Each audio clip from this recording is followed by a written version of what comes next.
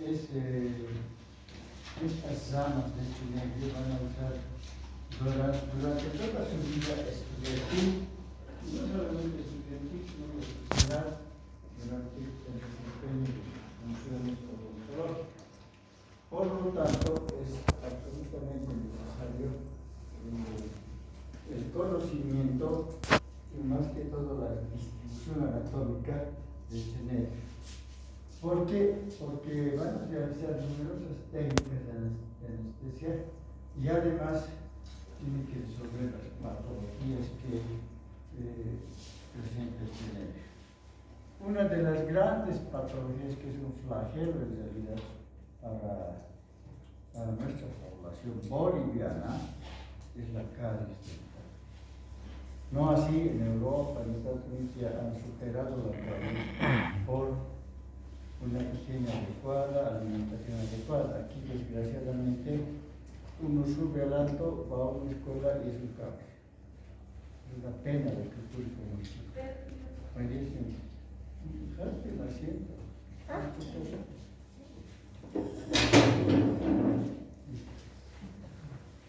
Entonces, por eso es que yo quiero que tengan ustedes ese conocimiento. Y no es difícil tenerlo, no es difícil, es fácil, no es muy complejo. Este nervio es sensitivo motor. Cuando decimos motor, ustedes saben que nos referimos al nervio facial, el motor que va a inervar músculos. Y sensitivo porque transmite la sensibilidad de alguna parte del cuerpo. En este caso, el trigémino es el que inerva casi la segunda. Gracias. Aquí tienen este esquema que me permite mostrar lo siguiente. Esta zona medio verduzca, amarillo limón, como quiera, pertenece a la zona de inervación del nervio oftálmico que ya hemos llevado. Inerva la región frontal, interciliar, el párpado superior, la nariz, el lóbulo de la nariz, toda esta zona del oftálmico. La zona celeste es del nervio maxilar superior, inerva la sien, párpado inferior, mejilla, maxilar superior, piezas dentales del maxilar superior, parte de la nariz y labio superior. La imagen es elocuente y no necesita mayor explicación. Y el territorio más extenso tiene el nervio maxilar inferior, que es el nervio mixto. El nervio maxilar inferior es el nervio mixto, es sensitivo motor. ¿Qué inerva? Parte lateral del cráneo, ustedes recordarán región temporal, parte de la región frontooccipital, parte de la región nasiterina y el labio inferior. Miren, aquí hay una zona de color morado, ¿no ven? El ángulo de la mandíbula. Ese ángulo no está inervado por el trigémino. Es la única parte de la cara que no está inervado por el trigémino. El ángulo de la mandíbula está inervado por la rama auricular del plexo cervical superior, excepto este. ¿Y eso qué tiene que conocer?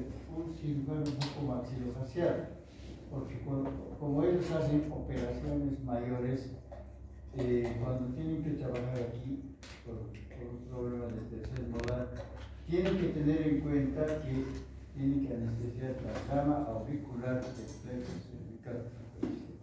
Tienen que complementar su anestesia. Excepto entonces el ángulo de la mandíbula, el resto de la cara, la cavidad bucal, las fosas nasales, la cavidad orbital, la región frontal, la región craniana, entonces trigémino, nervio trigémino. Entonces, resumiendo, el nervio trigémino es sensitivo motor. Por sus fibras motoras va a dar inervación a los músculos, imagínense, masticadores. Son los que nos permiten realizar el acto de la masticación durante toda nuestra vida. Ustedes recordarán que cuando nacemos todavía no masticamos, pero succionamos la leche materna mediante un músculo, el transverso, ¿no? Que succiona en nuestro cutal. Posteriormente, ya hace 2 o 3 años, el niño ya comienza a tener dientes y empieza el proceso de la masticación y va a masticar hasta el fin de sus días, que deja de existir. Entonces, cuando va pasando el tiempo, el ser humano a los 65, aquí más prematuramente, desgraciadamente en nuestro país es así, más prematuramente se pierden piezas dentales. Es una pena ver del alto o en las regiones urbanas un niño de 9 años que ya no tiene el primer molar permanente, ya lo ha perdido. Entonces, y después el segundo molar y todo eso. Entonces, el odontólogo está pues llamado a restituir todos los problemas patológicos de calidad bucal, sea pérdida de dientes, el tratamiento con luz, calidad, etc. Esa es la función.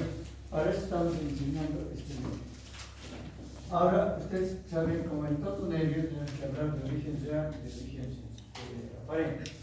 Pues vamos a hablar del origen real de nacimiento.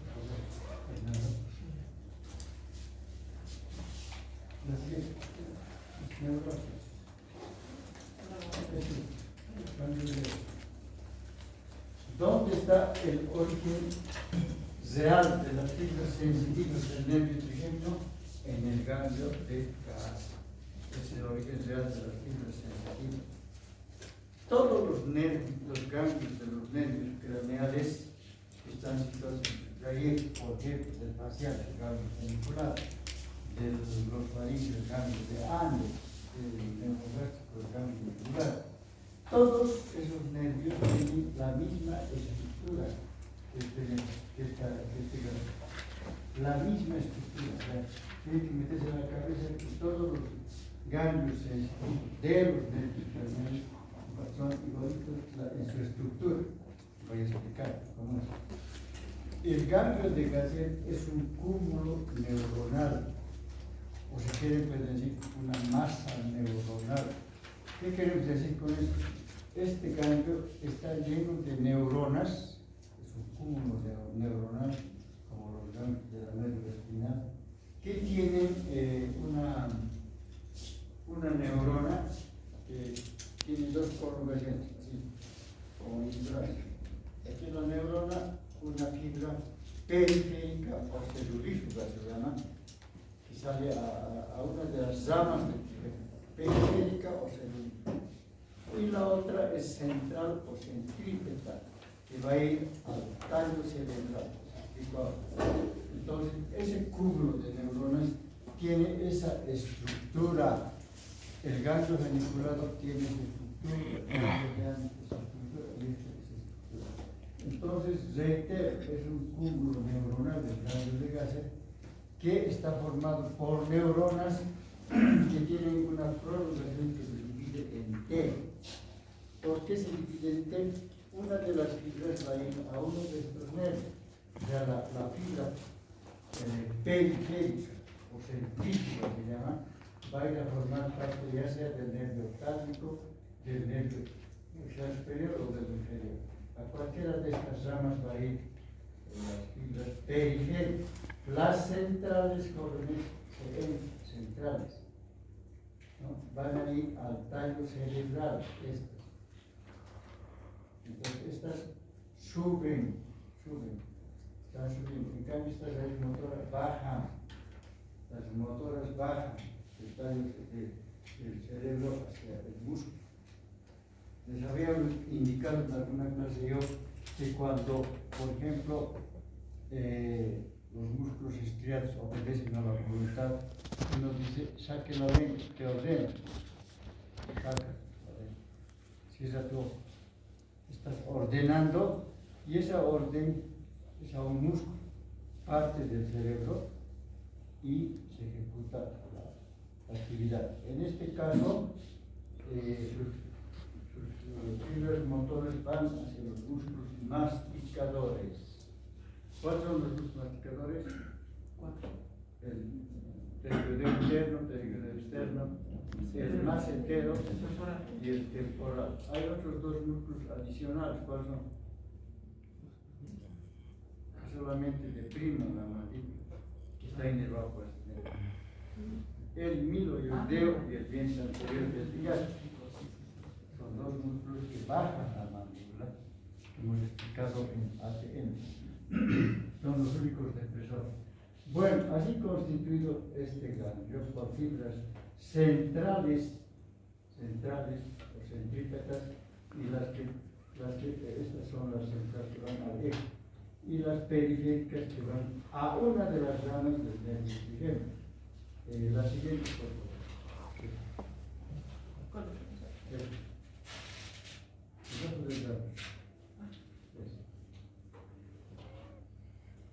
Aquí tenemos, esto no está en su libro, pero tampoco es necesario que sepa. Solamente tomen conocimiento. En su libro, ¿qué dice? Las fibras centrales o centrípetas del nervio sensitivas van, dice, al tallo cerebral y terminan en esta columna, en una larga columna bulbo-protuberancial medular, en el libro, ahí se acaba. Una larga columna bulbo-protuberancial medular, es la protuberancia del bulbo de aquí está la médula. Este núcleo es complejo, es el núcleo de terminación del trigémino. En su texto dice núcleo de terminación del trigémino. Estamos viendo ese núcleo. Es este. Núcleo de terminación del trigémino. Los núcleos masticadores están, por ejemplo, el núcleo de terminación del trigémino tiene este núcleo en la protuberancia. Se llama sensibilis pontico.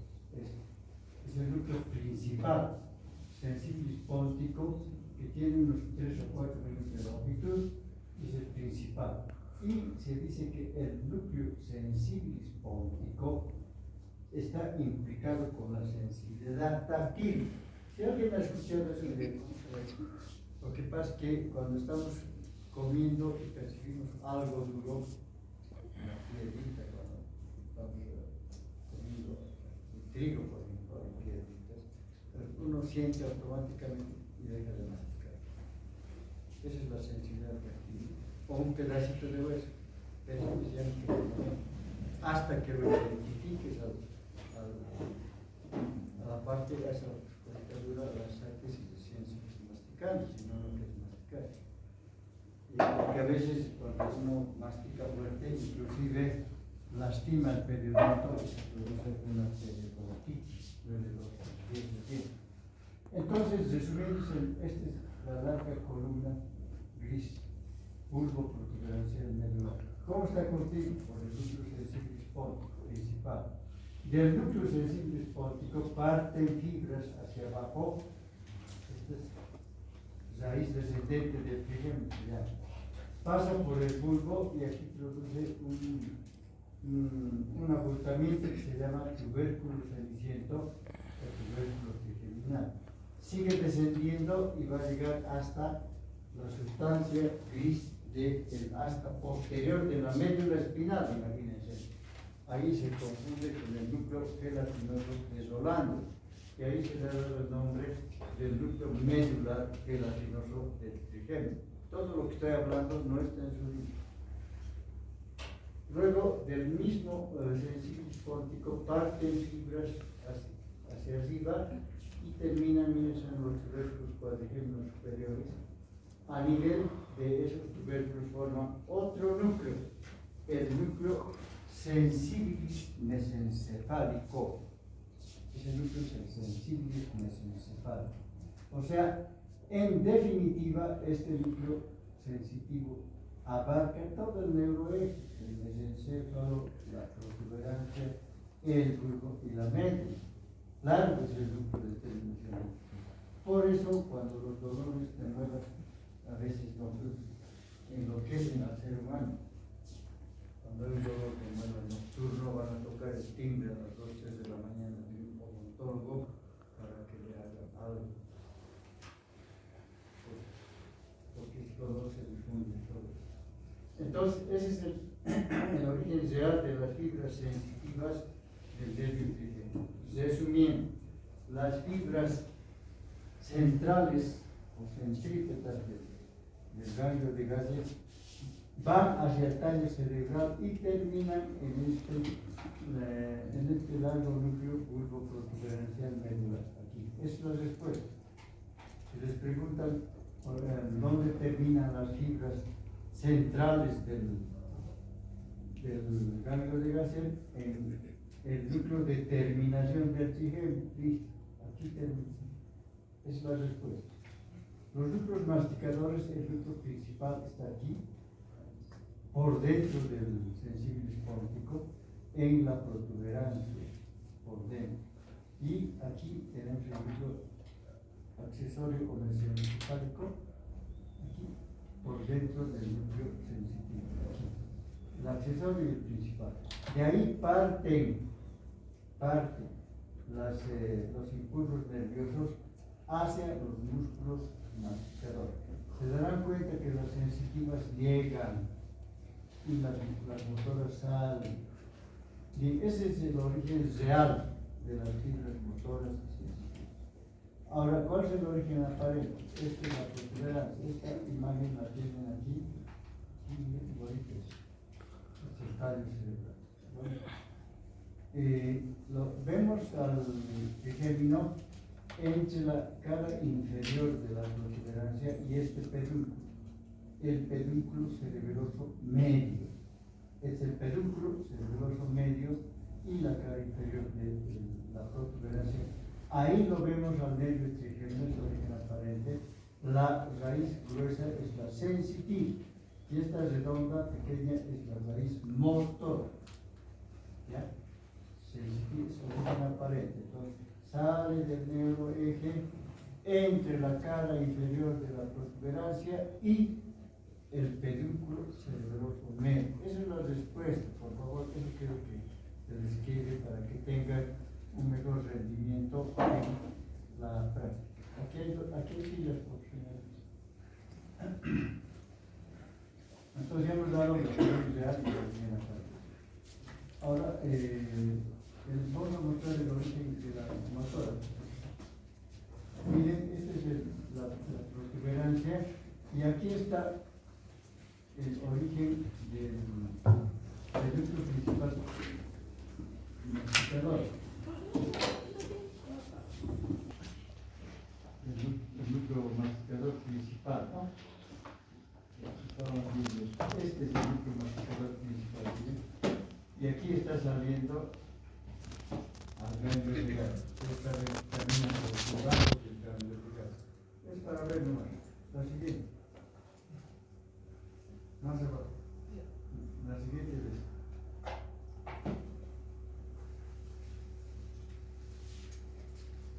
¿Está bien, doctor? Estos son los núcleos motores. Para que vean, este es el núcleo masticador principal y este es el accesorio, este es hacia. Vean cómo va la raíz motora por debajo del ganglio de Gassier. Núcleos masticadores, principal y accesorio. La siguiente. Cuando hay un dolor de muelas, jóvenes, no es que se queda en este núcleo, este es el núcleo de terminación del trigémino, este es el ganglio de Gassier, este es el núcleo masticador principal, es la larga columna bulboprotuberancial, núcleo sensitivo. El dolor llega aquí. Desgraciadamente, ya unos 2 años que no llevamos el sistema nervioso central. Ahí estudiamos esto. Es la vía trigeminal.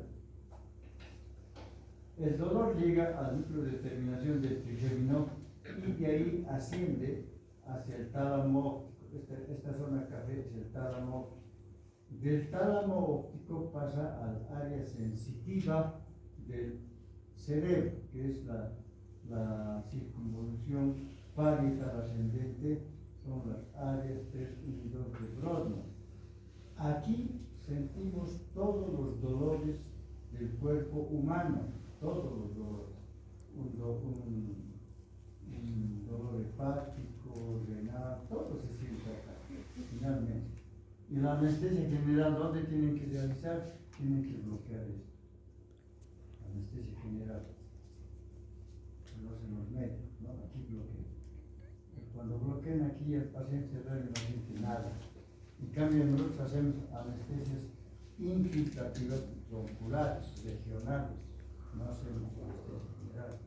Pero cuando a veces hacemos, cuando hay necesidad de un tercer molar, porque casi hicimos, pues el anestesiólogo anestesia esto, es una anestesia más riesgosa, ¿no? Para el paciente. Esta es la vía trigeminal. Entonces el dolor de nuevo se siente aquí, en la corteza cerebral. Y del área motora que está, la circunvolución frontal ascendente, parten los impulsos. Y aquí parten todos los impulsos nerviosos que nos permiten, este es el núcleo articular principal, miren, de esa zona parten todos los impulsos para que realicemos nuestra vida, caminamos, nos vamos a la casa, todo es el área frontal ascendente. Bien, eso es para información nuestra. Siguiente. Esto lo llevábamos en sistema nervioso central. Ya. ¿Cuáles son las ramas que nos va a ofrecer el nervio trigémino? El nervio es el ganglio de Gasser, su raíz sensitiva, y la raíz sensitiva, un poquito más les daré, aquí forma un ancho abanico, les van a preguntar, y es el plexo triangular. El plexo triangular es un vestir que hace la raíz sensitiva. Si me lo puedes poner más arriba, por acá. El ganglio. El ganglio de las 8. ¿8? No. Está tocando las 8. Bueno, encima de esto. ¿Es esto? Aquí arriba, aquí. Por encima de esto. El ganglio de Gasser. ¿A qué se llama plexo triangular? La raíz sensitiva, jóvenes, que se está, miren, tiene un túmulo de fibrillas que están yendo al neuroeje. Se anastomosan entre sí y forman, se despliegan como un abanico, y a esto se llama plexo triangular, es del trigémino. Y aquí hay muchas anastomosas entre las fibras sensitivas de los tres nervios, inclusive con la raíz motora. Por eso a veces el paciente tiene alcohol respiratorio y se me duele aquí, arriba, no está doliendo abajo. Se confunde por esta situación, por esta anastomosis, ¿no? Alguna vez les va a ocurrir, o sea, que cuando venga un paciente así decidido que diga, me duele aquí y sáquenme esta, y ustedes ven que esa muela está sana, entonces está confundiendo el dolor. Le ven hacia abajo, ven calles, ven ya el origen del dolor, los tienen que guiar y decir, no es eso. Pero es eso, no es eso. Y hay que cuidar de abajo y resolver el problema. Ese tipo de situaciones a mí también me ha tocado vivir. Tienen con tal certeza, dice, aquí me duele, y no es ahí, es así. Hay que diferenciar de todo. Y ahora se va nuevamente. Este es el nervio oftálmico. Este es el maxilar superior y el maxilar inferior con la raíz motora. Esta es la raíz motora, fronteriza. Esto. El nervio, ahí está el nervio oftálmico naciendo de la parte interna del borde anteroexterno del ganglio de Gasser. A este nervio ya lo hemos explicado, lo siguiente.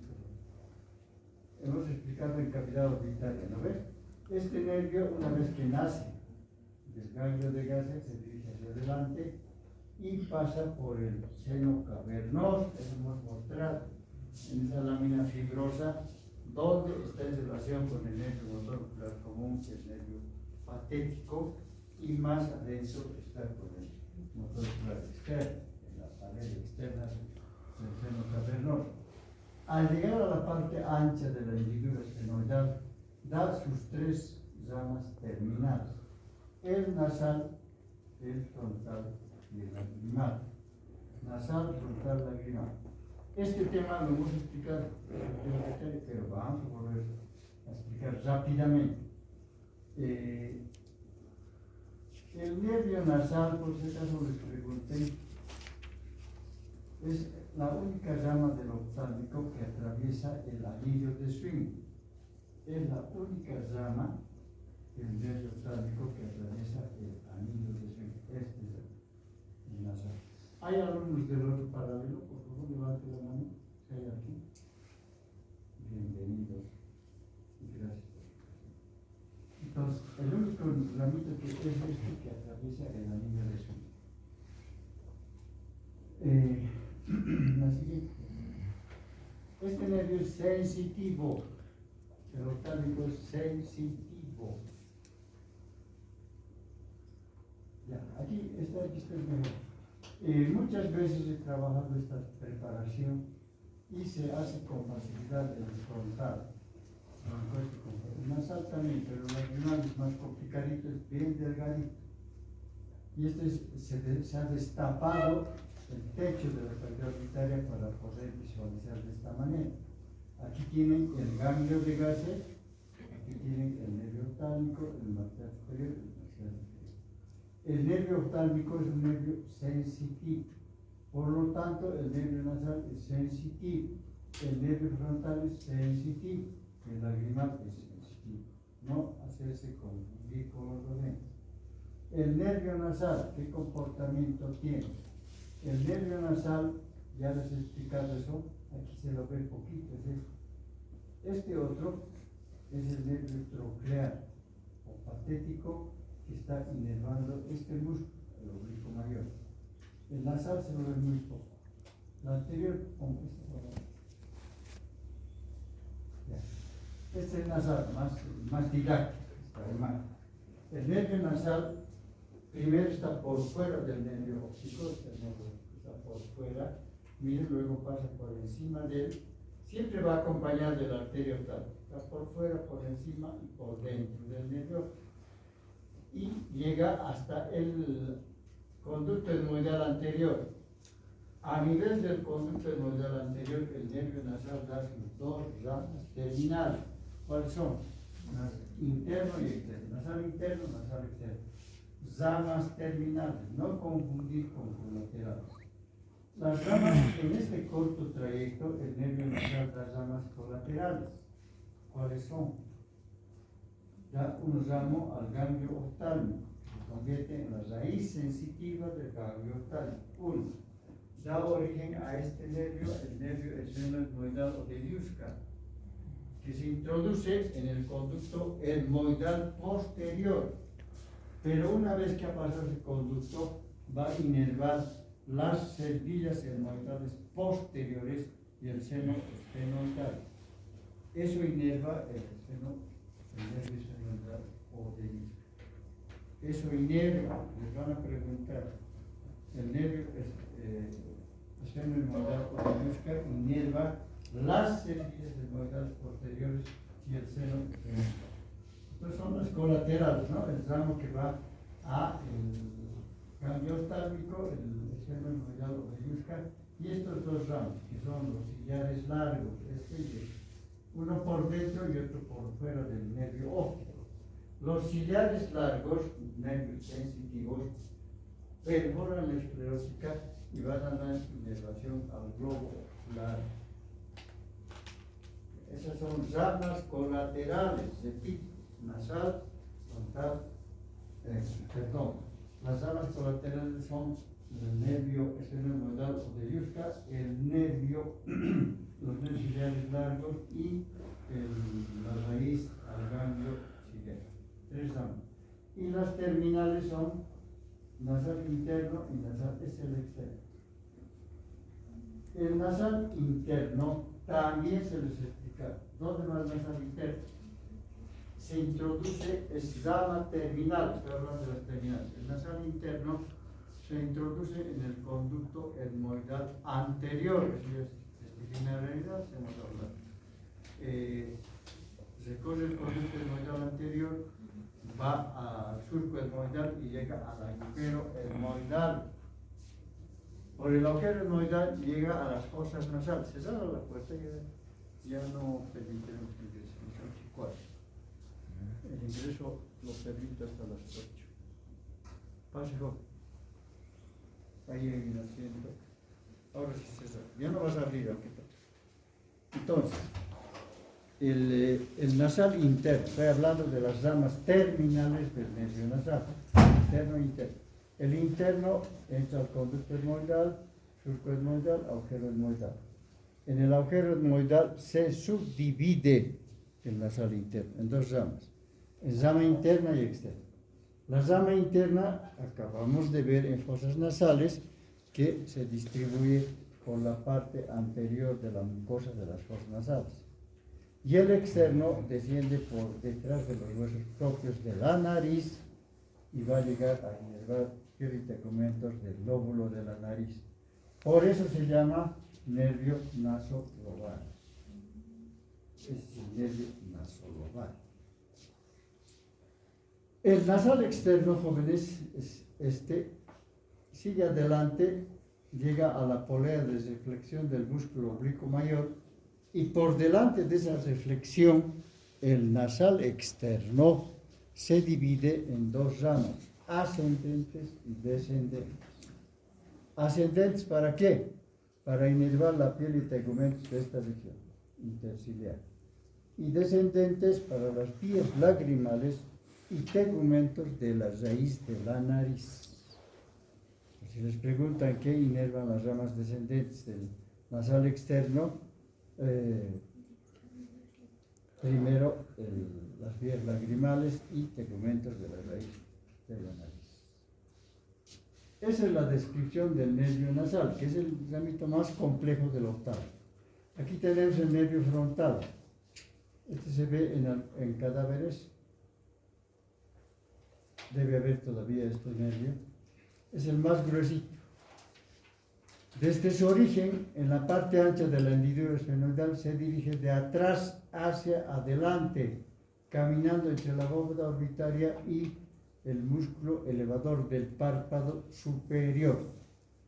Un poco antes de llegar, miren, es el reborde superior de la órbita, un poco antes se divide en 2 ramas, el frontal interno y el frontal externo o supraorbitario. El frontal interno sale de la cavidad orbitaria por la escotadura frontal interna y el frontal externo sale de la cavidad orbitaria por la escotadura o agujero supraorbitario. Este nervio también se llama supraorbitario. Estas 2 ramas, frontal externo e interno, se ocupan de la inervación de la región frontal, párpado superior y raíz de la nariz. Eso inerva estos 2 frontales. El nervio lagrimal es un rabito muy delgado, aquí está bastante grueso. Se dirige, como pueden ver, hacia adelante, hacia afuera. Está pegado a la pared interna de la cavidad orbitaria. Tiene conexión con el periósteo de esta pared, por eso es difícil trabajarlo. Y llega a la glándula lagrimal. Aquí está la glándula lagrimal. Inerva la glándula lagrimal y la parte externa del párpado superior. Eso inerva el lagrimal. Pero tiene una anastomosis. Ya. ¿Con quién se anastomosa? Con el... No. Se anastomosa con el ramo orbitario del nervio maxilar superior. Rama orbitaria del nervio maxilar superior. Y de esa anastomosis en el nervio lagrimal y la rama orbitaria del maxilar superior nacen filetes para la glándula lagrimal 1 y nace el nervio temporomalar. Esa anastomosis. El nervio temporomalar, ustedes ya saben, se introduce en el conducto temporomalar del hueso malar y va a dar un ramito malar para la piel y tegmentos del pómulo y un ramito temporal que va a la región temporal. Esa es el comportamiento del nervio temporomalar, que nace de la anastomosis del nervio lagrimal con la rama orbitaria del nervio maxilar superior. En este trayecto, en este corto trayecto, el nervio oftálmico, entonces el oftálmico, da ramas colaterales anastomóticos con el patético, motor ocular común y el plexo pericardial. Y da ramos meningios, entre los cuales se destaca el nervio recurrente de Arnold, el que va a ir a inervar la tienda del cerebelo. Entonces, no confundir ramas colaterales del oftálmico con ramas terminales. ¿Cuáles habían sido las colaterales? Ramos anastomóticos, con el motor ocular común, patético, plexo pericardial, y los colaterales meningios. Ahí se destaca el recurrente de Arnold. Son colaterales. ¿Y los terminales del oftálmico cuáles son? Nasal, frontal y lagrimal. Ya he explicado. Este nervio no tiene mucho uso clínico en la vida universitaria, a no ser que uno de ustedes sea cirujano bucal, peor si va a ser cirujano bucomaxilofacial. Ahí tienen que conocer en detalle la descripción de estos nervios. El odontólogo general casi no usa este nervio. Ahora sí, la siguiente. El siguiente es. Este es el nervio oftálmico, ahí tienen el frontal, el lagrimal, la glándula lagrimal, frontal interno y externo. Existe una anastomosis entre el frontal y el nervio nasal externo, aquí. ¿Qué anastomosis es? ¿Quién sabe? La anastomosis supratronclear. Esa anastomosis del nervio frontal con el nervio nasal externo se llama supratronclear. ¿Por qué? Porque esa anastomosis se realiza por encima de la polea de reflexión del músculo oblicuo mayor. Por eso se llama supratronclear. Así que, vamos a ponerle. Este es el nervio, ya otro nervio, ¿no? Otra rama del el nervio maxilar superior. Aquí. Es el ganglio de Gasser, la segunda rama. Esta rama sí nos interesa, jóvenes, es el nervio maxilar superior. Nace del borde antero-externo del ganglio de Gasser por fuera del nervio oftálmico. Desde allí se dirige hacia adelante, y sale de la cavidad craneal por este orificio que aquí está cortado. El agujero redondo mayor, sale de la cavidad craneal. Luego entra al trasfondo de la fosa pterigomaxilar que estoy señalando, y luego a la fosa pterigomaxilar y luego al canal infraorbitario. Pero en este trayecto hace un codo primero para pasar del trasfondo a la fosa pterigomaxilar y luego hace otro codo para entrar al canal infraorbitario y luego al conducto. Este trayecto, miren, es trayecto en bayoneta del nervio maxilar superior. Trayecto en bayoneta del nervio maxilar superior. ¿Dónde está en el trasfondo? Está en la parte más superior del trasfondo, por encima de esta arteria que estamos viendo, que es la arteria maxilar interna. Por encima. Y por encima del ganglio esfenoparático. Entonces, su trayecto es el siguiente. Trasfondo de la fosa pterigomaxilar, canal infraorbitario, conducto infraorbitario, y finalmente va a salir en la fosa canina por el agujero infraorbitario, dando sus ramas terminales. Este es el trayecto. La siguiente. Durante su trayecto, el nervio maxilar superior, importante para el odontólogo, es este. Aquí tenemos el origen del agujero redondo mayor, trasfondo, mostrar. En este trayecto va a dar ramas colaterales. ¿Cuáles son? Esto tienen que saber, les van a preguntar. Ramo meningio, antes de salir del agujero redondo mayor va a dar un ramo menigio que vuelve a la cavidad craneal e inerva la dura madre de esta región temporal. Una rama. Seguimos avanzando y va a dar origen al nervio esfenopalatino. Es el ganglio esfenopalatino, lo vas a dar puntero esto. Y ahí pasa el nervio esfenopalatino, rama colateral del nervio maxilar superior. El nervio esfenopalatino que hemos nombrado en fosas nasales, ¿no? Tiene anastomos con el ganglio, puede tener 2 o 3 anastomos con el ganglio, el nervio esfenopalatino, y por debajo del ganglio, aquí como estoy señalando, va a dar sus ramas terminales. El nervio esfenopalatino. El nervio esfenopalatino no tiene ramas colaterales, tiene ramas terminales. ¿Cuáles son? Ramos orbitarios, nasales superiores, el pterigopalatino, el nasopalatino, el palatino anterior, el palatino medio y el palatino posterior. Entonces, si les preguntan cuáles son las ramas terminales del nervio nasopalatino, son esas. Si les dicen cuáles son las ramas colaterales del nervio nasopalatino, ¿qué dirías? Del esfenopalatino, ¿qué dirías? No tiene. Colaterales no tiene. Terminales tiene.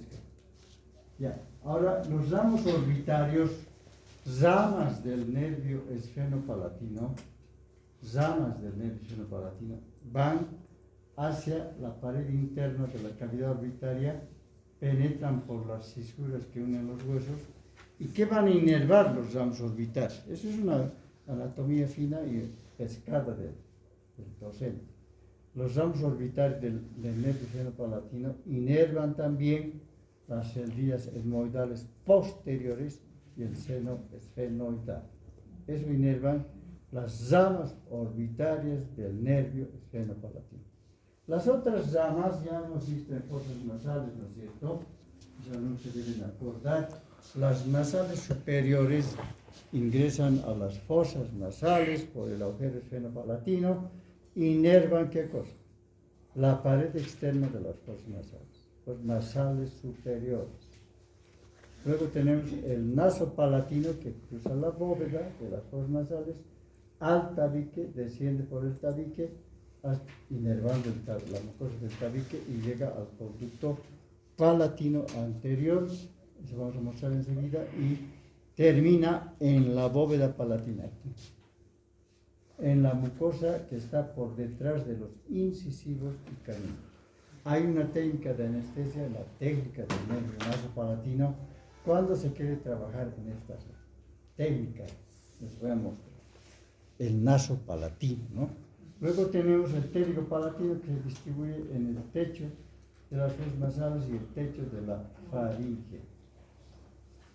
El palatino anterior, yo quisiera que lo consideren y lo recuerden durante toda su vida. El nervio palatino anterior, rama del esfenopalatino, desciende por el conducto palatino posterior. ¿Y qué inerva? La mayor parte de la mucosa de la bóveda palatina. Técnica de anestesia para ese nervio lo van a hacer funciones N veces en su vida universitaria y profesional a ese nervio, en el paladar. Esa técnica es dolorosa. A ningún paciente le gusta que le hagan punción en la mucosa de la bóveda porque como es un tejido fibroso cuesta introducir la anestesia y por eso duele. Hay que poner anestesia tópica. Luego el palatino medio y el palatino posterior son para el velo del paladar, están más atrás, ¿no? Para el velo del paladar. Esas son las ramas terminales del nervio esfenopalatino. Reitero, ramas orbitales, nasales superiores, pterigopalatino faríngeo, el nasopalatino, el palatino anterior, el palatino medio y el palatino posterior. Aquí hay una teoría, no sé si algún alumno ha leído. El nervio maxilar superior es exclusivamente sensitivo, pero que los patólogos han demostrado que lleva fibras motoras para algunos músculos del paladar, para el estafilino interno, los estafilino, palato estafilino y el palatino del faringoestafilino. Entonces, ¿cómo puede ser que un nervio sensitivo de inervación motor? Esa es la incógnita. ¿Cómo puede ser que es sensitivo para la inervación motor? Entonces, hay una hipótesis que está en su libro. Esa hipótesis es de Rubiel Delmas, precisamente, el autor del libro, que dice lo siguiente: esas fibras motoras no son del nervio maxilar, no son. Vienen del nervio neumogástrico o de la rama interna, eso es, no creo que les pregunte, pero, o de la rama interna de la espina. ¿Cómo vienen? A través del ramo anastomótico de la fosa yugular, viene del neumogástrico. El osteonintroides llega al conducto facial o a la porción descendente, asciende por el nervio facial hasta el ganglio genicular. Del ganglio geniculado parten estas fibras motoras y llegan al nervio, a uno de los petrosos, y va a llegar al ganglio esfenopalatino. Y del ganglio esfenopalatino al nervio palatino posterior. Y de manera que el nervio palatino posterior, fibras motoras prestadas, da esa inervación a los músculos que he citado. Es una hipótesis, ¿ya? Luego vamos avanzando, tenemos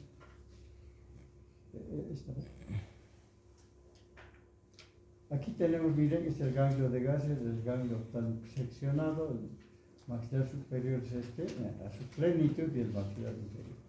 El nervio maxilar superior, estoy reiterando, el ramo orbitario, luego va a dar el ramo meningio, perdón, el ramo orbitario que se dirige a la cavidad orbitaria. ¿Cómo llega a la cavidad orbitaria? Por la hendidura esfenomaxilar, por ahí llega.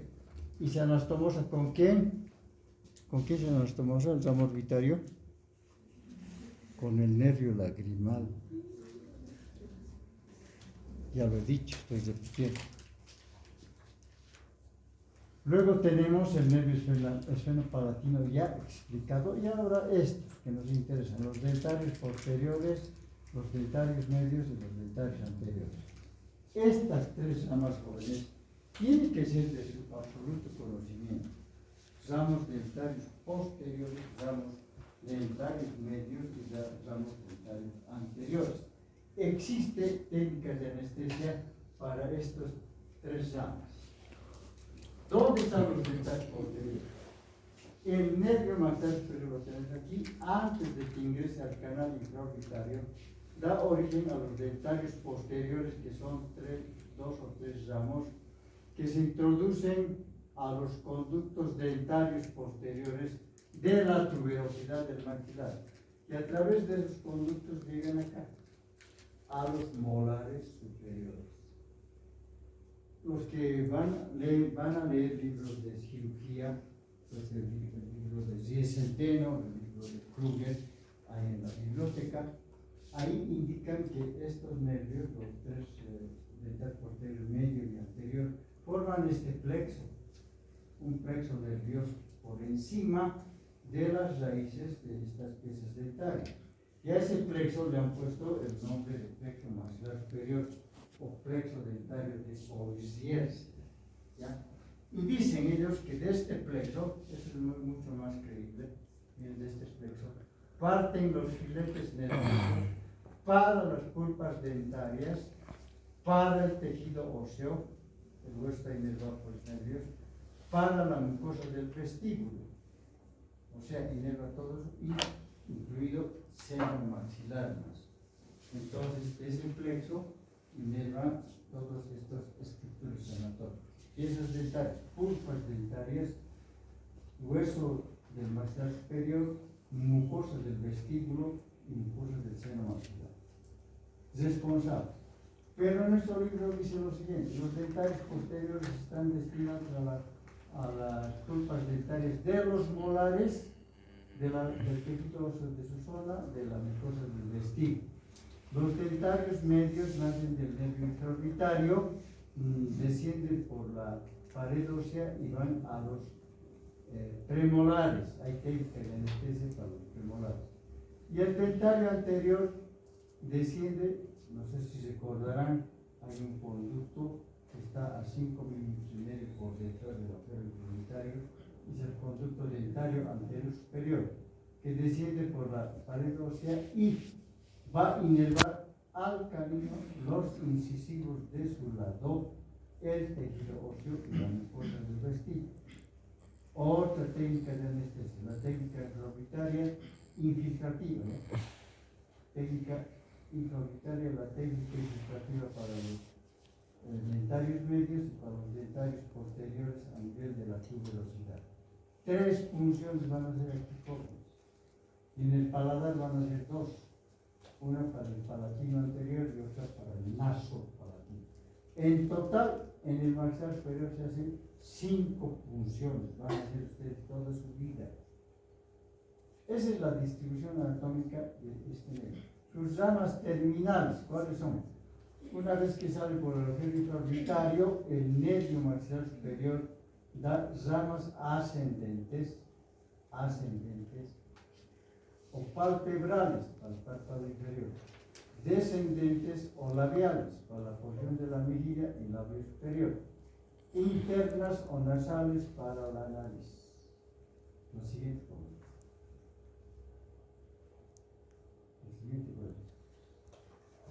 Aquí también tenemos, miren, este es el ganglio esfenopalatino, el nervio esfenopalatino. Aquí se ve a plenitud el ramo orbitario. Miren, la anastomos con el nervio lagrimal, este es el nervio temporomalar, este es la anastomos del nervio, de la rama orbitaria del nervio maxilar superior con el nervio lagrimal.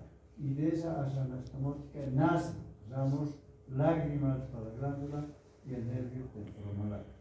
Luego tenemos los dentarios posteriores aquí totalmente visibles, los dentarios medios para los premolares y el dentario anterior y el plexo de Corsier. Los terminales ascendentes, internos y descendentes, los palpebrales, los nasales y los labiales.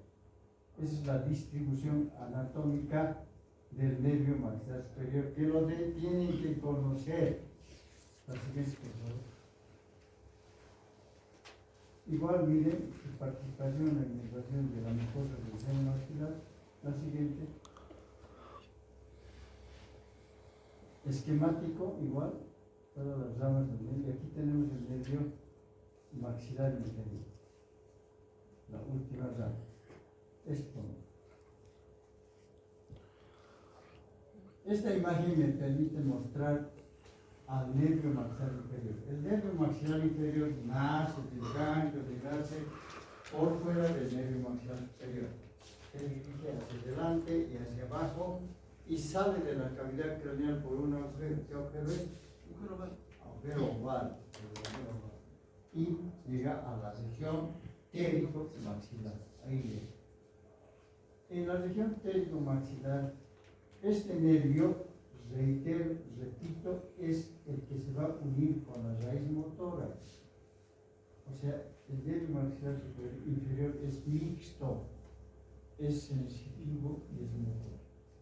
El único ramo del sensitivo motor, porque se unen las dos raíces, la raíz motora y el nervio maxilar inferior. Así formado, estas dos raíces se unen a nivel del agujero oval. Tiene un corto trayecto por debajo de ese orificio y da un solo ramito colateral, un solo ramo colateral. El nervio maxilar inferior da un solo ramo colateral. Es un inicio recurrente, que se dirige hacia atrás y va a ingresar a la cavidad craneal por el agujero redondo menor. Y se distribuye por las paredes de la arteria meningia media. O sea, inerva la arteria meningia media, las paredes. Ese es el único ramo colateral que da el nervio maxilar inferior. El único. Luego se divide en dos troncos terminales, que son estos. Este es el tronco terminal posterior, el nervio auriculotemporal, el dental inferior, este es el blanquito, el nervio igual.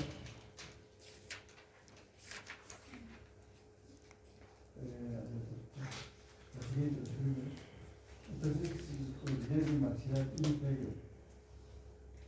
Ya. El nervio maxilar inferior, un poco por debajo del arterio oval, se divide en dos troncos terminales. Este es el tronco terminal anterior, jóvenes. El tronco terminal anterior da tres ramas, que ya las conocen también, ¿no? El nervio temporobucal, este de aquí es temporal profundo medio y este es el temporo maseterino. Entonces, el tronco terminal anterior del nervio dental inferior, o maxilar inferior, da tres ramas: el temporo bucal, el temporal profundo medio y el temporo maseterino. El nervio temporo bucal, estos tres nervios temporales, una vez que tienen su origen, eso también lo hemos enseñado, se dirigen hacia afuera y atraviesan un espacio que se llama poro procafítico giratorio de Hill. Atraviesan el poro procafítico giratorio de Hill. ¿Y cómo está formado ese poro? Está formado por el reborde externo del arqueo oval y por debajo de ese reborde existe un espesamiento del aponeuro estérico temporomaxilar. Es el ligamento innominado de Hill, por eso se llama poro procafítico giratorio de Hill. ¿Ya? Atraviesan ese espacio y luego se dirigen hacia afuera hasta llegar a sus zonas de inervación. El temporo bucal es este, se dirige hacia afuera y hacia abajo y pasa entre los dos haces del músculo pterigoideo externo. Este es el hace espinoidal y este es el hace pterigoideo. Atraviesa ese espacio que separa estas dos haces, el nervio temporo bucal. Y en la cara externa del nervio pterigoideo externo se divide en dos ramas, una rama ascendente y una descendente. Pero al atravesar el músculo pterigoideo externo le da inervación motora a este músculo. Es el responsable de la inervación motora del músculo pterigoideo externo, el nervio temporobucal, inerva el pterigoideo externo. Luego se divide en su cara externa una rama ascendente, que es el nervio temporal profundo anterior, motor, rama motor, inerva todas las fibras anteriores del músculo temporal. La raíz de la rama descendente, este es el nervio bucal sensitivo. El nervio bucal es sensitivo. ¿Por qué? Desciende por la tuberosidad, está en relación con el tendón del temporal, llega al borde anterior de este músculo, del que está cortado, del pterigoideo interno, y llega a esta cara, a la cara externa del buccinador. Miren. Y en la cara externa del buccinador, el nervio bucal, el ramo sensitivo, se divide en ramas superficiales y ramas profundas. Superficiales y profundas. ¿Para qué? Para la piel y tegumento de la mejilla. Eso inerva el nervio bucal, nervio sensitivo. En cambio, el que sube es motor. La segunda rama del tronco terminal anterior es el nervio temporal profundo medio, que asciende y inerva la parte media del músculo temporal. Y el temporo maseterino, la última rama, es rama motora. Se divide también a nivel de la cresta esfenotemporal en dos ramas. Una rama ascendente que va a inervar las fibras posteriores del músculo temporal, y la rama que desciende es el nervio maseterino, que le va a dar la actividad al músculo pterigoideo interno. Perdón, al músculo masetero. Al músculo masetero. Estarán viendo que aquí están los marcadores inervados por el nervio maxilar interno, los masticadores. Entonces, esta es la distribución del tronco terminal anterior del nervio maxilar inferior. Este también. Este es el ganglio de Gasser. Esta imagen hemos mostrado en centenares de oportunidades. Este esquema nos está mostrando el nervio maxilar inferior, exclusivamente. Aquí vemos su salida por el agujero oval y su relación con este ganglio óptico. Este es el ganglio óptico. El tronco terminal anterior acabamos de describirlo, está atraviesa en el polo protafítico, es el nervio temporobucal, el medio y el temporomaceterín, ya explicado. El tronco terminal posterior da origen a este tronco. El tronco terminal posterior da origen al tronco común, se llama. Tronco común. Que inerva, sigan el puntero, este es el músculo del martillo, este es el músculo periestafilino externo y este es el músculo ptericordeo interno. Entonces, el tronco común, RAM, el tronco terminal posterior del nervio maxilar inferior, da estas tres ramas. Nervio del músculo del martillo, nervio del periestafilino externo y nervio del ptericordeo interno. Es por eso que cuando hay alteraciones en los núcleos masticadores o alguna patología en estos nervios, se afecta la transmisión de los sonidos. ¿Por qué? Porque inerva el músculo del martillo. Y el músculo del martillo es tensor de la membrana del tímpano y hace un trabajo eficiente en la audición. Pero como está alterado esto, entonces va a haber problemas en la audición. Uno. Va a haber problemas en la deglución. ¿Por qué? Como inerva al músculo periestafilino externo, que es el que eleva el velo del paladar hacia arriba y hacia atrás, en la deglución, por lo tanto va a haber alteraciones en la deglución. Por este, finalmente da inervación al ptericordeo interno, como están viendo. Esta forma, ¿no?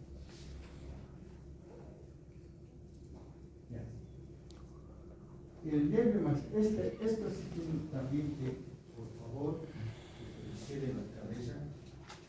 Este es el tronco terminal posterior, es el tronco común que acabo de explicar. Es el nervio auriculotemporal, que se dirige hacia atrás. Es el nervio dentario inferior y es el nervio lingual. El nervio auriculotemporal es casi horizontal, se dirige hacia atrás, es la fosa pterigoidea, la fosa pterigomaxilar. Se desdobla, miren, y hace un ojal a esta arteria, a la arteria meningia media. Se desdobla, esto he visto yo en cada vez, muchas veces.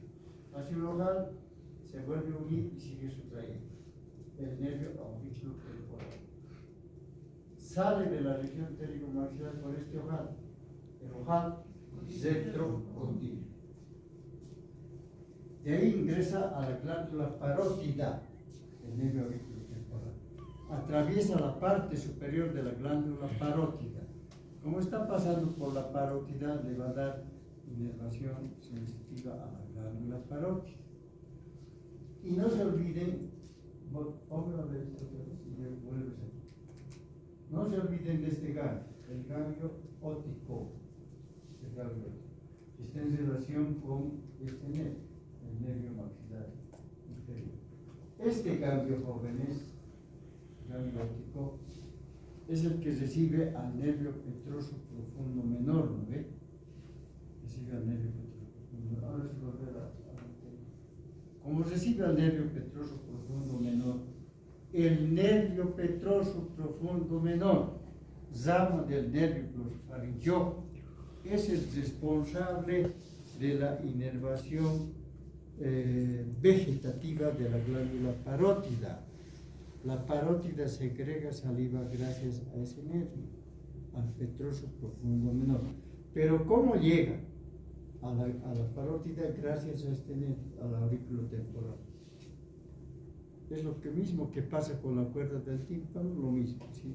Se pega al aurículo temporal y mediante él llega a la glándula parótida. El nervio petroso profundo menor. Así que no vayan a decir que el nervio auriculo temporal es el que da inervación vegetativa a la glándula parótida. No, no. El nervio trigémino no tiene núcleos vegetativos. Entonces, este es el nervio auriculo temporal. Una vez que ha salido por el ojal retrocondilo, pasa por la parte superior de la glándula parótida, luego asciende por aquí, por delante del trago, aquí, y al pasar por aquí va a inervar la ATM. ATM. Como está también en relación con el pabellón de la trompa, inerva el pabellón de la trompa, el conducto auditivo externo y una parte de la membrana del tímpano. O sea, si les preguntan qué estructuras anatómicas son inervadas por el nervio auriculotemporal en su trayecto, tienen que poner las paredes de las arterias meningias. 1. La glándula parótida. 2. La ATM. 3. El pabellón de la oreja. 4. El conducto auditivo externo. 5. Membrana del tímpano. 6. Las paredes de los vasos temporales superficiales. Arteria temporal superficial y vena. Finalmente, el nervio auriculotemporal, esto también hemos explicado en otros temas, se va a distribuir en esta parte, dando ramas terminales en la pared lateral del cráneo. Región temporal y región fronto-occipital, en todo esto. Por eso hemos mostrado la primera figura con el color de sus ojos. El nervio dentario inferior, este sí que tienen que conocer. El nervio dentario inferior es mixto, sensitivo motor. El nervio auriculotemporal es solamente sensitivo. El dentario inferior es mixto, sensitivo motor. ¿Por qué? Este nervio, una vez que tiene su origen en el tronco terminal posterior, desciende, ¿no? Y entre la poneros el que están por dentro y el período externo y las ramas centrales que están por fuera. Este nervio está cortado, el período interno, y por ahí aquí ha sido retirada la poneros interperigoidea también aquí.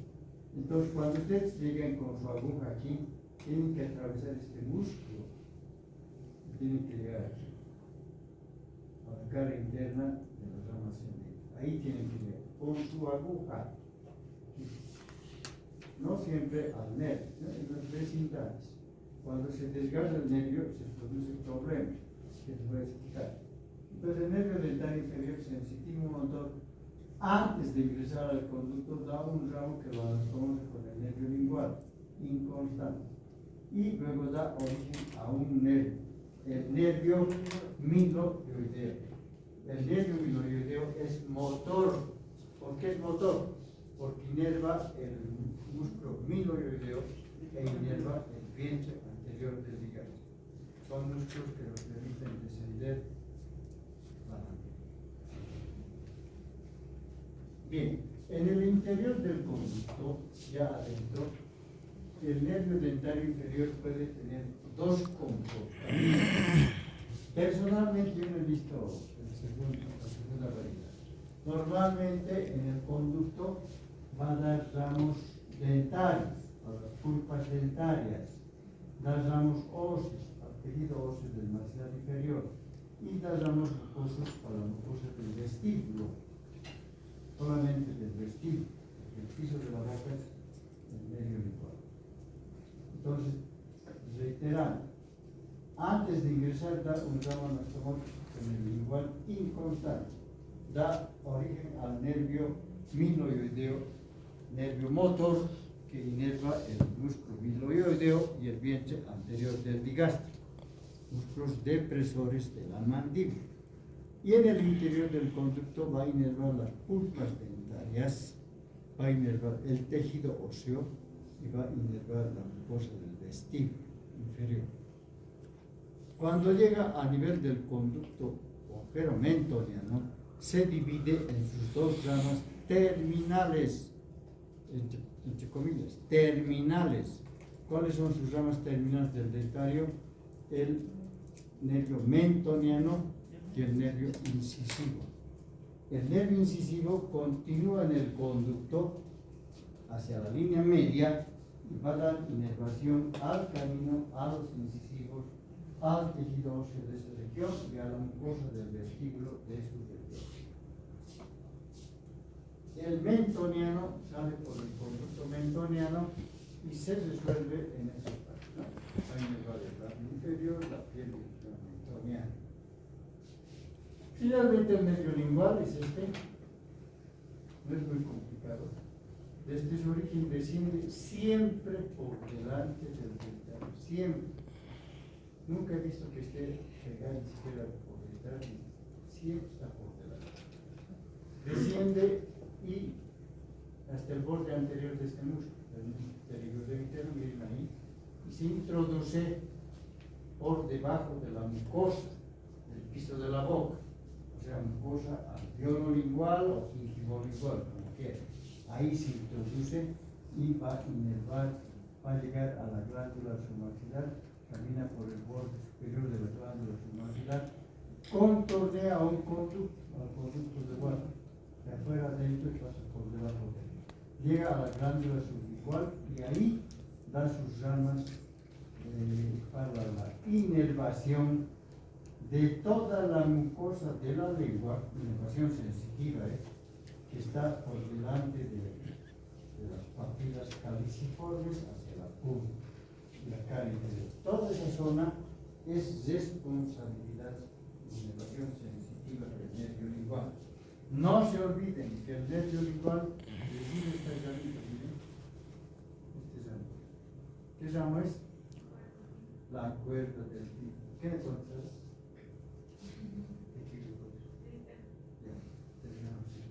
La cuerda del tímpano, la mano facial, que es esa ramita, la cuerda del tímpano, a través del nervio lingual, la cuerda del tímpano, ¿qué hace en la boca? Da inervación sensorial porque nos permite percibir lo ácido y lo salado, no el lingual, la cuerda del tímpano. Y por otra parte, la cuerda del tímpano, gracias al nervio lingual que lo llega hacia los ganglios nerviosos submaxilar sublingual y luego va a dar la inervación secretora a la glándula submaxilar y a la glándula sublingual. ¿Ya? Pero no es responsabilidad del lingual, solamente que llega a la cuerda del tímpano y a través del nervio lingual la cuerda del tímpano cumple esas dos funciones en la cavidad bucal. El nervio lingual solamente sensitivo y es responsable de la invasión sensitiva de la lengua desde las papilas caliciformes hacia la punta, la cara inferior de la lengua y el piso de la boca. La técnica de Spic es anestesiar aquí y quitar la sensibilidad, cortar la sensibilidad del dentario inferior y del lingual. En eso radica el éxito de esa técnica. La siguiente, por favor. Pues estoy pasando. Esta es la conexión interperigoidea ya descrita, o superior, inferior, ¿no? Esto también tenemos que atravesar con nuestra aguja para hacer la técnica de Spic. Este músculo y esta. La siguiente. Esta es una vista lateral del nervio radical inferior, miren su distribución. Aquí se divide en nervio incisivo y mentoniano. La siguiente. Esta es una preparación cada vez del nervio lingual. La siguiente. Esta lengua me permite mostrar lo siguiente. Es el ganglio de Gassi, el nervio lingual, que está recibiendo aquí la cuerda del tímpano, este es el facial, cuerda del tímpano, y hace dicho que la cuerda del tímpano, gracias al nervio lingual, cumple dos funciones, gustativa y vegetativa. El nervio lingual, jóvenes, reitero, es un sensitivo solamente y es responsable de la inervación sensitiva de la lengua, toda la mucosa que está por delante de de las papilas calciformes. Aquí ya trabajan los faringe, aquí el infarto. La siguiente. Ya, los ganglios, creo que va a dar el doctor sacar un ganglio simpático cefálico, pero voy a nombrar rápidamente. El ganglio, la siguiente. Este es el ganglio oftálico auxiliar. Aquí llega un ramito, el ramo sensitivo del nervio nasal 1, la raíz sensitiva, llega una rama del motor ocular común y uno de este plexo simpático. Y de aquí nacen, de este ganglio, los ciliares cortos, que hemos explicado, perforan la esclerótica y nervan la coroides, la córnea, el cuerpo ciliar y el iris. Eso hemos quedado en lo ocular. Este es el ganglio esfenopalatino. Ahí llega el nervio tercial mayor, el pulmón mayor y un ramito simpático del plexo pericarotídeo, este plexo. Y de ahí pasan inervación vegetativa mediante la rama urticaria del maxilar superior a la glándula lagrimal, pero no es responsable el nervio maxilar superior, solamente lleva. Y finalmente el ganglio óptico, que está en relación con el nervio maxilar inferior. Ya, ahí se acaba. Ahora vamos a los que pueden todavía quedarse, mostrarles las técnicas de anestesia. Hemos explicado todo esto para explicar lo siguiente. Esto no. Eso es lo de más importa. No, esto es lo. Hoy en día en Bolivia sigue siendo un azote la caries dental. Alumnos de carista, levante la mano. Alumnos de carista, no creo que no hay. ¿Qué es la caries?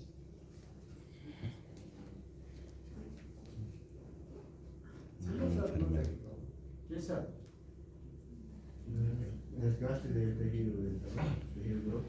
La caries es una enfermedad multifactorial que para que se produzca tiene que haber varios factores.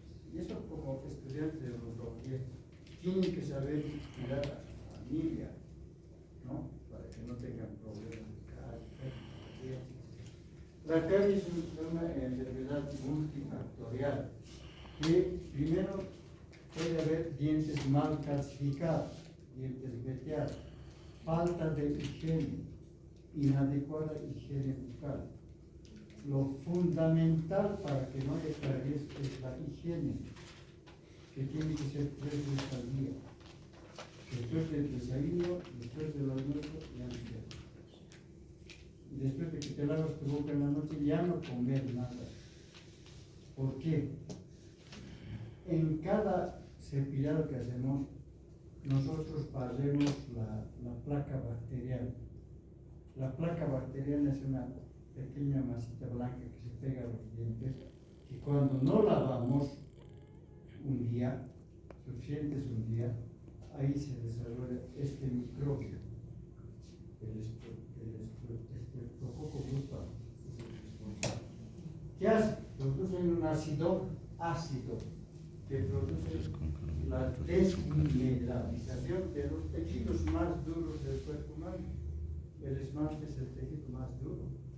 Sin embargo, porque los ácidos que producen estos gérmenes producen la desmineralización, caries.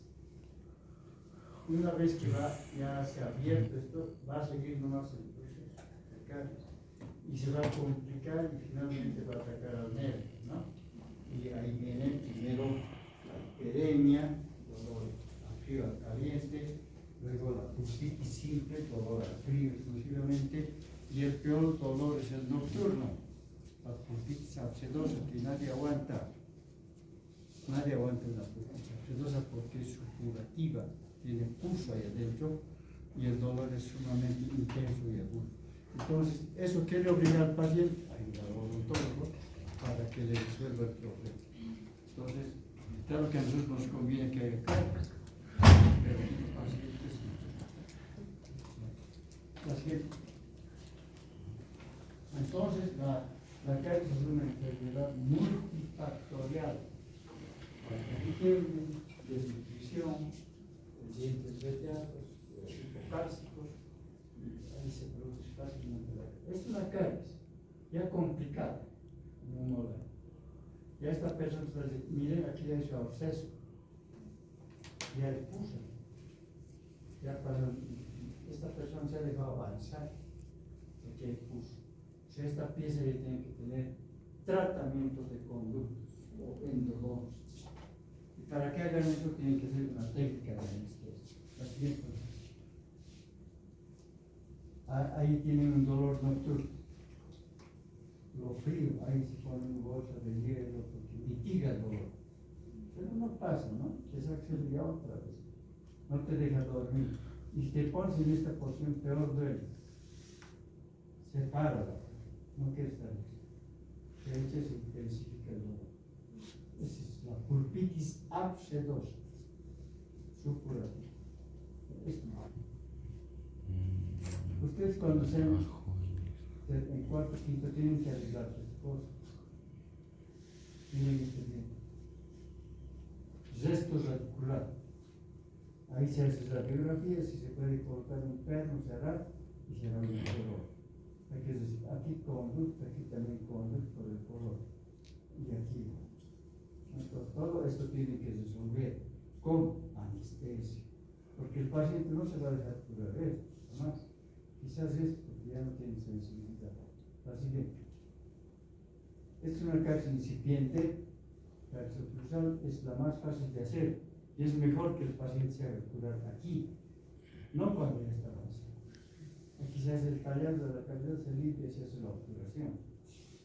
Más fácil para el paciente, más económico para el paciente y menos tiempo. Mientras más complicado, te cuesta más una endodoncia, te cuesta la restauración, el corona, etc. Y ahora, para hacer todo este trabajo es poner técnicas de anestesia. Les van a enseñar esto en tercero. Es la técnica intraorbitaria para trabajar en los incisivos caninos, donde se hace la punción lo más cerca posible de la arteria intraorbitaria. Lo más cerca, yo diría en las vecindades. Yo, personalmente, no aconsejo entrar al conducto, pero debo echar por qué. Tampoco hay que echar en la agujero mentoneo. Pues cuando uno hace esta anestesia, tenemos aquí, se ha suspendido la transmisión nerviosa, puedes hacer endodoncia, puedes hacer tallado de una cavidad. No extracción, porque si quieres hacer extracción tienes que complementar aquí al nervio palatino anterior. Aquí viene el nervio palatino anterior y aquí el naso palatino. Es la papila palatina y aquí se hace la técnica naso palatino. Es técnica infiltrativa para los dentarios medios. Es la intraorbitaria. Así que esta función es la más molestosa para el paciente porque se hace en el paladar, para el nervio palatino anterior y aquí para el naso palatino. Hay que hacer fuerza con la anestesia porque como es tejido fibroso no deja entrar fácilmente. Y mientras más fuerza hagas, más rápido le pongas, le va a doler al paciente. Duele, se queja, se retira su cara. Entonces tienen que tener en cuenta, por eso van a enseñar esto. La técnica más difícil es esta, la más complicada, la que tiene uno mayores fracasos. La técnica de Spick. Es la técnica mentoniana, fácil. Aquí está el agujero mentoniano, yo también, creo que digan, ya he dicho que no. Si quieren entrar al conducto pueden hacer, pero yo personalmente no recomiendo entrar al conducto mentoniano, sino en las vecindades suficientes poner aquí la anestesia entre los dos femorales para que la anestesia se difunda y podamos trabajar en esta zona. El canino incisivo de su lado, estéticamente hablando. La troncular también.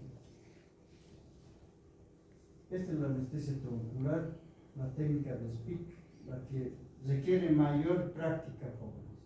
Por eso he explicado los nervios, porque ¿dónde vamos a llegar ahí? Cuando abran la boca van a ver así. Ya no se ve pues ningún nervio, hay que calcular detalles anatómicos. Entonces se hace la punción acá para llegar a esta zona, a la cara interna de la rama ascendente, lo más cerca posible del dentario y individual. Entonces, si se hace una buena anestesia, vamos a poder trabajar en todo un hemiarco fácilmente. Podemos hacer exodonsis, endodonsis, tallar de cavidad, etc. Para eso sirve conocer el nervio trigémino, para eso hemos enseñado. Esta es su aplicación clínica. Ahora, cuando uno tiene esta protocolo, esta técnica también, así les van a hacer practicar técnica de estudio. Si fracasan, no se van a asustar. Se fracasan esta técnica. Hasta que uno adquiera confianza y sepa dónde tiene que hacer la solución. Eso les van a enseñar en tercero o cuarto. Las técnicas en cirugía bucal. Bien, esas son las aplicaciones clínicas. Este es para el dentario inferior bilingual, los de arriba eran para el dentario posterior y anterior. Hemos explicado con detalle. Ahora, ¿qué problemas puede haber en esta forma? No, esta. Aquí, por ejemplo, una anestesia ha producido una lipotimia.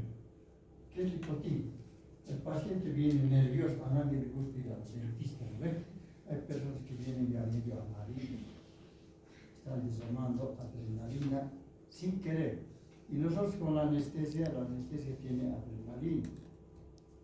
Le diapamos la adrenalina y esa persona se puede desmayar en el consultorio. Entonces, ¿cómo se advierte? Se pone amarillo, su respiración es ansiosa, su sudoración tiene que dar cuenta porque sus manos están sudando, su cabeza no va a cabezar. Ese paciente se llama pusilánime. Es preferible postergar esa sesión y no hacerlo, porque ese paciente no está apto para recibir anestesia. Entonces, esa famosa lipotimia que nos puede producir una anestesia. Lipotimia. El paciente se pone pálido. ¿Y qué hay que hacer si vienes la siguiente vez? Hay falta de irrigación en el cerebro, de oxigenación. Entonces les van a enseñar, prende el embudo. Los señores de hoy día se reclinan así. Hay que poner patas arriba y cabeza abajo. ¿Para qué? Para que la sangre vaya a la cabeza y tenga mayor oxigenación. Patas arriba. Si no tienes esto, así, en el piso. Entonces, la solución de la lipotimia o de un desmayo.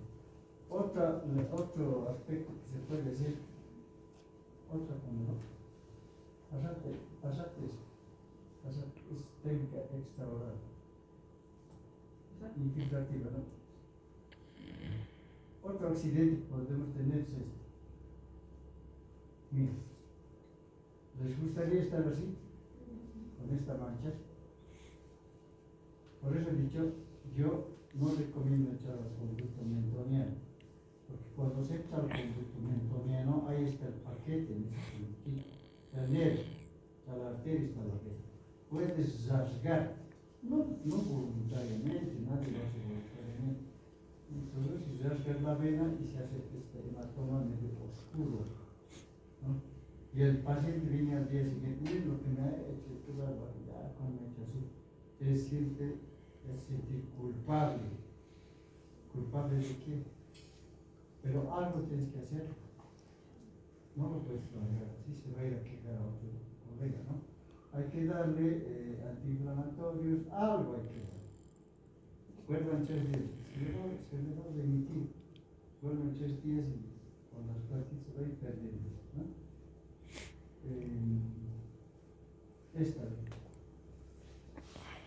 Esta es cuando se ha hecho una arteria. Miren, el hematoma es más claro. Igual, ¿no? Se han echado al conducto y le han producido este hematoma, no voluntariamente, nadie hace placos voluntariamente.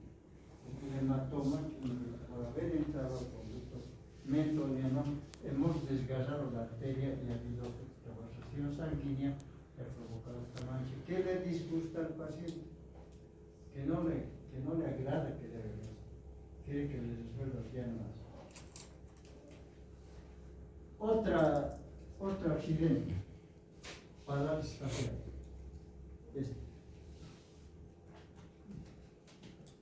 Miren esa parálisis. ¿Cuándo se produce eso? Y eso lo hicimos facial, cuando accidentalmente la técnica de SPIC nos salimos del borde posterior de la rama y ponemos la anestesia a la glándula parótida. Y en la glándula parótida están las dos ramas terminales del facial, la temporofacial y la cervicofacial. Por lo tanto, cortan toda la actividad de los músculos de la cara y se produce parálisis facial. Y el paciente no se nota, no va a decir nada, a no ser que alguien le avise. ¿Ve? Entonces, si alguien le avisa, pues se escandaliza, pues, porque cree que lo estamos matando. Y no es así, porque la anestesia es reversible. Dura 2 horas, 2 horas y media, y después va a volver a su normalidad. Si les ocurre ese accidente, hay que charlar con el paciente, hay que retenerlo ahí en el sillón y no avisar a nadie. ¿Por qué? Eso siempre lo digo. Si le llamas al paciente, ¿qué le has hecho? ¿Qué barbaridad? Yo he visto eso en fin, contar esto. ¿Cómo le has hecho así? Qué mal el paciente, ¿no? De que diga eso. Él no le va a resolver, nadie puede ya sacar la anestesia, está ahí adentro. Se tiene que absorber y listo. No le va a resolver. El docente, mi compañero, nadie le va a resolver hasta que se pase la anestesia. Entonces hay que callarse y detenerlo al paciente. Es la parálisis facial accidente. Puede ocurrir al alumno, al docente, a cualquier profesional, puede ocurrir. Y ya saben lo que tienen que hacer. Otra,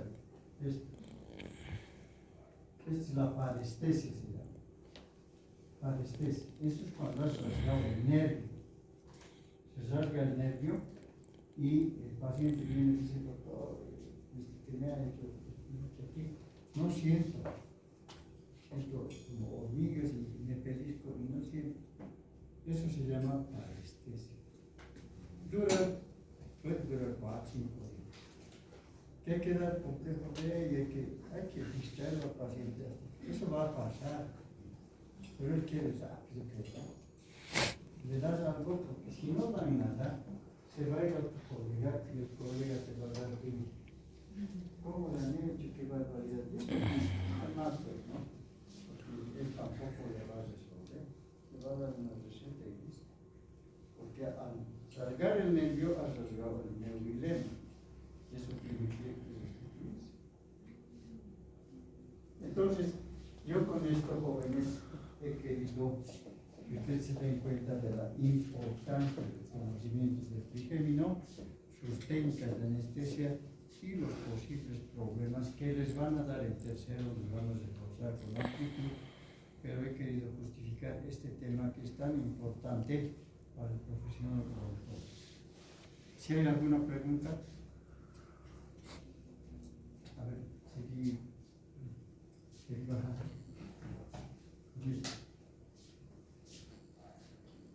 No. Es parálisis facial. Otra parálisis facial. Disgación del seno. Si la habíamos escuchado. Axial interno. No, pásate ahí. No, está por demás. Es el seno cavernoso. Es un corte del peñasco. La carótida interna es el ganglio de Gasser, el seno petroso superior es la raíz motora, miren, la raíz sensitiva. Un corte. Esto ya hemos mostrado, a ver, ¿no? Este imagen tiene en su libro y por favor memorícenla porque aquí vamos a la técnica de explicar. El seno cavernoso, aquí está el oftálmico. El oftálmico, el motor ocular común patético, la carótida interna y el motor ocular externo. es el paso del nervio oftálmico por encima cavernosa. Esta es el trayecto del nervio. Miren, el trayecto es el nervio trigémino. Después de su origen aparente, sale hacia adelante y afuera. Este es el trayecto cerebroso medio, es la cara del cerebro pequeño, está entrando al capum demente, el desdoblamiento de la dura madre, que se apoya en las cositas del ganglio de gas. Así que,